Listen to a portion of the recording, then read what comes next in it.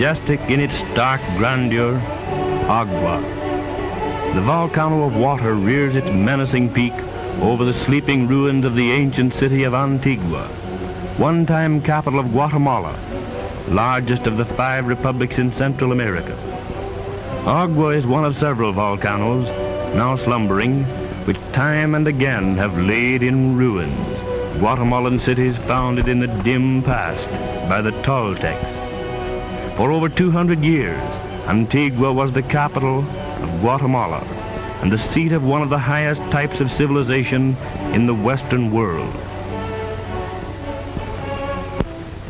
The cruelty of nature and of foreign invaders have destroyed Guatemala's ancient culture. The majority of our citizens, who are pure-blooded Indians, live in a state closely bordering on semi-barbarism.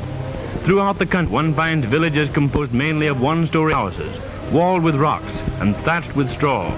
The more palatial of these are crowned with a large earthenware pot to keep out the tropical rains. A typical residence will house grandma, grandpa, a couple of their married children, their children, a dozen chickens, and a dog or two. The elders of the settlements are treated with great respect, something lacking in our more, should we say, cultured countries. In some respects, the Guatemalan Indians are far advanced. For instance, the barber trims one's home. While, as for the ladies, they have a style of hairdressing that, well, it may yet be the rage with us.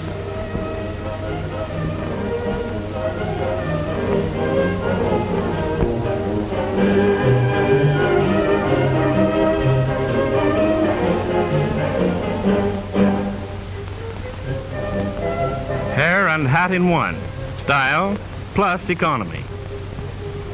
The Guatemalan women are the busy bees of the family, doing all the cooking and most of the other work essential to life. They are adept at making tortillas, that ancient ancestor of our own modern flapjack. This girl, well, she sure would collect crowds in front of a restaurant window.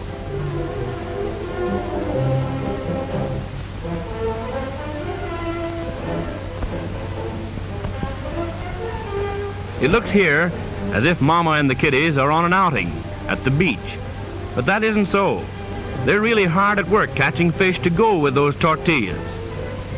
They build a breakwater of grass and weeds and gradually bring the ends together. The silly little fish, second cousins to sardines, are caught in the resulting pools and will be served for dinner. That is, if there's anything left of them after they're fried.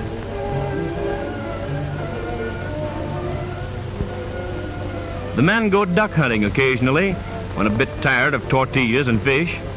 Just try this method of catching ducks sometimes. First, locate your ducks, and then give chase in a duck-out canoe, throwing rocks at your prospective dinner every once in a while.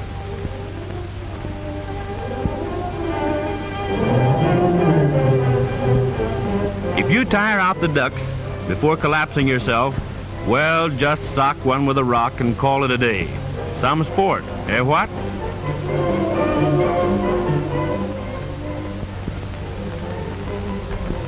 In their spare moments, it might be said while resting, the ladies of the Guatemalan Indian households convert the wool from sheep, which they raise, into woolen thread, and then into cloth. Though they have no spinning wheels, they're very adept into spinning the wool into thread with a stick for a spindle and a bit of broken gourd.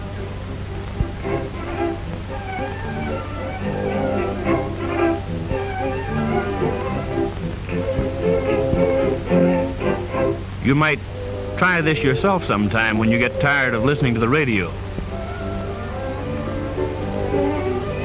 The finished thread is dyed on racks and rolled into skeins prior to being woven into cloth for clothing or into rugs and blankets, which are eventually bartered in the nearby marketplace.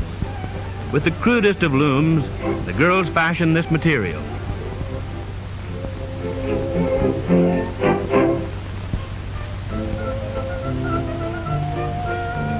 This girl is very busy with both hands and mouth. She's chewing chicle, the base of our own more modern chewing gum. It sure sounds good, doesn't it? The weaver sits in a loop of the crude loom to hold the affair taut and busily works away on a blanket.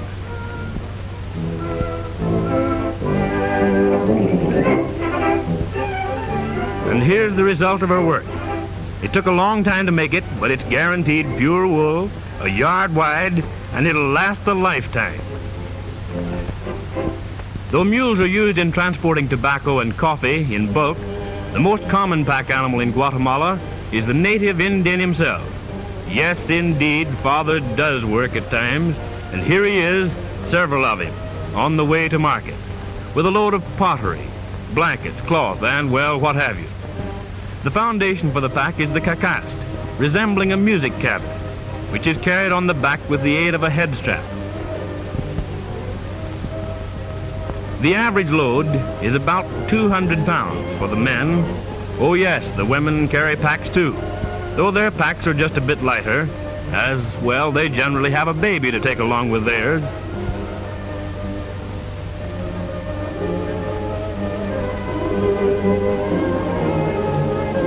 Even the boys are trained at an early age to become human beasts of burden.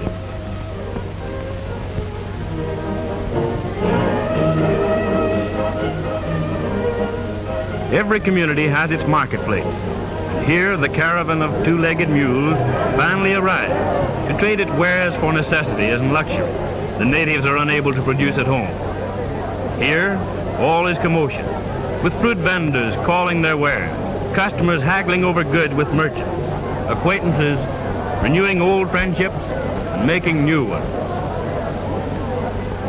It's just a short stroll from the hum and the buzz of the busy market to the big public drinking fountain in the plazas.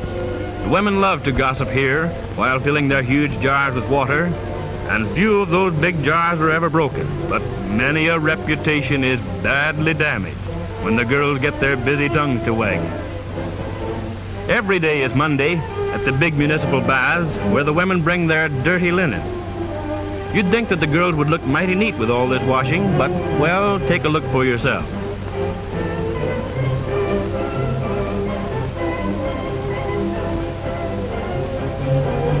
You know it's against the rules, but when the custodian of the bath isn't looking, the girls take a shower occasionally. Very occasionally. Though the majority of the native Guatemalan Indians, composing about 4/5 of the country's population, are devout Catholics, their great delight on festive occasions in the cities is the indulgence in rites and practices undoubtedly descended from their pagan ancestors, the Toltecs. Among these is the carnival dance, solemnly performed in elaborate costume to the booming beat of the native instrument, the marimba. Even though these ceremonies are old as history, they have a definite place in the life of these people in the pre-Lenten celebration. Fantastic figures representing different animals. As the lasso descends over the antlers of the deer, it signifies the capture of the last meat before the 40 days observance. But at work or at play, there looms in the background of the life of these peaceful people the age-old Menace of Agua and her sister Volcano, which have so ruthlessly played their part in retarding the development of Guatemala.